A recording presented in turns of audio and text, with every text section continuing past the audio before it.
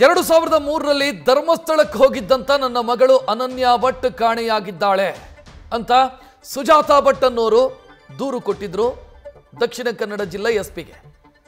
ಸದ್ಯ ಆ ದೂರಿನ ಜಾಡು ಹಿಡಿದಿರುವಂತ ಅಧಿಕಾರಿಗಳು ಸುಜಾತಾ ಭಟ್ ಹಿನ್ನೆಲೆ ಕೆದಕುವಂತ ಪ್ರಯತ್ನಕ್ಕೆ ಕೈ ಹಾಕ್ತಾ ಇದ್ದಾರೆ.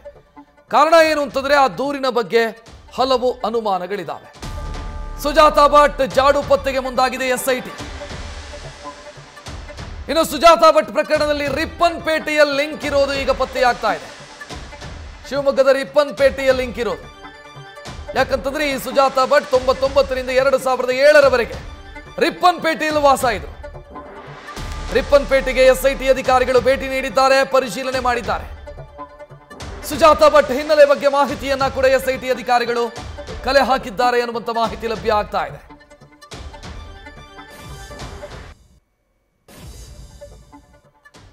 ಹೆಚ್ಚಿನ ಡೀಟೇಲ್ ನೀಡೋದಕ್ಕೆ ನಮ್ಮ ಪ್ರತಿನಿಧಿ ಪ್ರಸನ್ನ ಫೋನ್ ಸಂಪರ್ಕದಲ್ಲಿ. ಪ್ರಸನ್ನ, ಈಗ ಕರಾವಳಿಯ ಸುಜಾತಾ ಭಟ್ ಅವರಿಗೆ ಶಿವಮೊಗ್ಗದ ರಿಪ್ಪನ್ಪೇಟೆಯ ಲಿಂಕ್ ಹೇಗೆ, ಮತ್ತು ಇವರಿಗೆ ಮಗಳೇನಾದ್ರೂ ಇದ್ರ, ಈ ಬಗ್ಗೆ ಏನಾದ್ರೂ ಮಾಹಿತಿ ಇದೆಯಾ?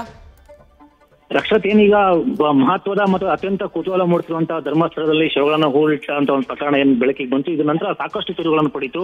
ಇದರಲ್ಲಿ ತಿರುವು ಪಡುವಂತಹ ಒಂದು ಪ್ರಕರಣದಲ್ಲಿ ಮುಖ್ಯವಾಗಿ ಹೇಳಿದ್ರೆ ಈಗ ಸುಜಾತಾ ಭಟ್ ಮತ್ತೆ ಅನನ್ಯ ಭಟ್ ಅಂತ ಹೇಳ್ಬಿಟ್ಟು ಏನು ಪ್ರಸ್ತಾವ ಎಷ್ಟು ಕೇಳಿ ಬರ್ತಾ ಇದೆ. ಇವರೇನು ನಾವು ಕಂಪ್ಲೇಂಟ್ ಕೊಟ್ಟಿದ್ದಾರೆ. ಇದ್ರ ಸಂಬಂಧಪಟ್ಟಂತೆ ಪೊಲೀಸರು ಈಗಾಗಲೇ ಎಸ್ಐಟಿ ತಂಡ ಹೊಸನಗರದ ತಾಲೂಕಿನ ರಿಪ್ಪನ್ಪೇಟೆಗೆ ಬಂದ್ಬಿಟ್ಟು ಅಲ್ಲಿ ತನಿಖೆ ಮಾಡ್ಕೊಂಡು ಹೋಗಿತ್ತು ಅಂತ ಹೇಳ್ಬಿಟ್ಟು ಒಂದು ಮಾತನ್ನು ಕೇಳಲಾಗ್ತಿದೆ. ಯಾಕಂದ್ರೆ ಸುಜಾತಾ ಭಟ್ ಅವರ ಜಾಡುನ ಪತ್ತೆ ಹಚ್ಚೋಕೋಸ್ಕರ ಎಸ್ಐಟಿ ಅಧಿಕಾರಿಗಳು ಬಂದಿದ್ರು. ಹಾಗೇನೆ ಈ ಹಿಂದೆ ಹೊಸನಗರ ಠಾಣೆಯಲ್ಲಿ ಕೆಲಸ ಮಾಡಿದಂತಹ ಮಂಜುನಾಥ್ ಅಂದ್ಬಿಟ್ಟು ಆ ಇನ್ಸ್ಪೆಕ್ಟರ್ ಬಂದ್ಬಿಟ್ಟು ಸಾಕಷ್ಟು ಅಲ್ಲಿ ಲೋಕಲ್ ಜನ ಸ್ಥಳೀಯರಿಂದ ಮತ್ತೆ ಅವ್ರು ಏನು ಅಲ್ಲಿ ಇದ್ರು ಅಂತ ಹೇಳಲಾಗುತ್ತೆ. ಆ ಸುತ್ತಮುತ್ತಲ ನಿವಾಸಗಳಿಂದ ಮಾಹಿತಿಯನ್ನ ತಗೊಂಡಿದ್ರು ಅಂತ ಹೇಳಲಾಗುತ್ತೆ. ಆದ್ರೆ ಯಾವುದೇ ರೀತಿಯ ಹೆಚ್ಚಿನ ಮಾಹಿತಿನ ಪಡೆದಿಲ್ಲ. ಅವರ ಏನ್ ಮಾಹಿತಿ ಪಡೆದು ಅದನ್ನ ತಗೊಂಡ್ಬಿಟ್ಟು ಅವ್ರು ವಾಪಸ್ ಹೋಗಿದೆ ಅಂತ ಹೇಳಲಾಗುತ್ತೆ.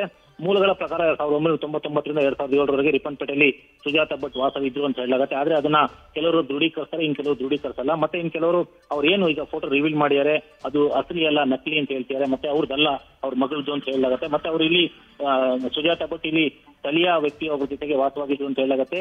ಎಲ್ಲ ಮಾಹಿತಿನ ಇನ್ಸ್ಪೆಕ್ಟರ್ ಮಂಜುನಾಥ್ ಗೌಡ ನೇತೃತ್ವದ ಎಸ್ಐಟಿ ತಂಡ ಕಲೆ ಹಾಕಿದೆ. ಮುಂದೆ ಇದ್ರ ಬಗ್ಗೆ ಇನ್ನೊಂದಷ್ಟು ಮಾಹಿತಿನ ಪಡೆದು ಅದರ ಸತ್ಯಾಸತ್ಯ ಏನು ಅನ್ನೋ ತಿಳಿಯೋದ್ರ ಮೂಲಕ ಈ ಒಂದು ಪ್ರಕರಣನ ತಾರ್ಕಿಕ ಅಂತ್ಯಕ್ಕೆ ತಗೊಂಡೋಗೋ ನಿಟ್ಟಿನಲ್ಲಿ ಎಸ್ಐಟಿ ಅಧಿಕಾರಿಗಳು ಮುಂದಾಗಿದ್ದಾರೆ ಅಂತ ಹೇಳಲಾಗ್ತಿದೆ. ರಕ್ಷತ್, ಥ್ಯಾಂಕ್ ಯು ಪ್ರಸನ್ನ ಮಾಹಿತಿಗೆ.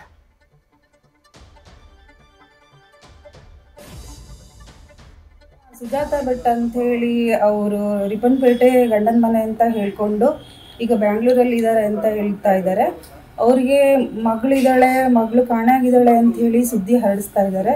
ಆ್ಯಕ್ಚುಲಿ ಅವರು ರಿಪ್ಪನ್ಪೇಟೆಯಲ್ಲಿ ಇದ್ದರು, 2003ರಲ್ಲಿ ಇದ್ರು ಅಂತ ಅನ್ಸುತ್ತೆ. 99-90ರಿಂದ 2003ವರೆಗೂ ಇದ್ರು ಅಂತ ಅನ್ಸುತ್ತೆ. ಬಟ್ ಅವರಿಗೆ ಯಾವುದೇ ರೀತಿ ಮಕ್ಕಳಾಗಿರೋವಂಥದ್ದು ನಮಗೆ ಗೊತ್ತಿಲ್ಲ. ಮಕ್ಕಳು ಇಲ್ಲ ಅಂತ ಭಾವಿಸ್ತೀನಿ. ಬಟ್ ಅವರು ಮಧ್ಯದಲ್ಲೇ ಗಂಡನ್ನ ಬಿಟ್ಟು ಹೋಗ್ಬಿಟ್ರು. ಅವರು ಗಂಡ ಪ್ರಭಾಕರ್ ಅಂತೇಳಿ ಅವ್ರ ನಾಯಿಗಳನ್ನೆಲ್ಲ ಸಾಕೊಂಡು ಅವರು ಜೀವನ ಮಾಡ್ತಾ ಇದ್ರು ಹಂಗು ಹಿಂಗು. ಬಟ್ ಇವರು ಸ್ವಲ್ಪ ಕಾಲನೇ ಜೀವನ ಮಾಡಿ ಅವ್ರ ಜೊತೆ, ಬಟ್ ಮಕ್ಕಳಾಗಿರೋಂಥದ್ದು ಯಾವುದೂ ಸುದ್ದಿಗಳಿಲ್ಲ. ಇವ್ರೀಗ ಮಗಳು ಕಾಣಾಗಿದ್ದಾಳೆ ಅಂತ ಹೇಳಿ ಆರೋಪ ಮಾಡ್ತಾ ಇದ್ದಾರೆ ಅಂತ ಸುದ್ದಿ. ಬಾಕಿದ್ದೆಲ್ಲ ಮಂಜುನಾಥ ಸ್ವಾಮಿಗೆ ಗೊತ್ತಿರಬೇಕು. ನಮಗೆ ಗೊತ್ತಿರೋ ಪ್ರಕಾರ ಇಷ್ಟನ್ನು ಹೇಳ್ತೀವಿ. ಅವರು 99ರಲ್ಲಿ ಬಂದು ಪ್ರಭಾಕರ್ ಜೊತೆ ವಾಸ ಇದ್ರು. ಅವ್ರು ಹೇಳೋದು 2003ರಲ್ಲಿ ಅವ್ರ ಮಗಳು MBBS ಓದ್ತಾ ಇದ್ಲು ಮಣಿಪಾಲಲ್ಲಿ. ಆ ಟೈಮಲ್ಲಿ ಸ್ನೇಹಿತರ ಜೊತೆ ಧರ್ಮಸ್ಥಳಕ್ಕೆ ಹೋದಾಗ ಮಗಳು ಮಿಸ್ಸಿಂಗ್ ಆಗಿದ್ದಾಳೆ ಅಂತ ಆರೋಪ ಮಾಡಿದ್ದಾರೆ.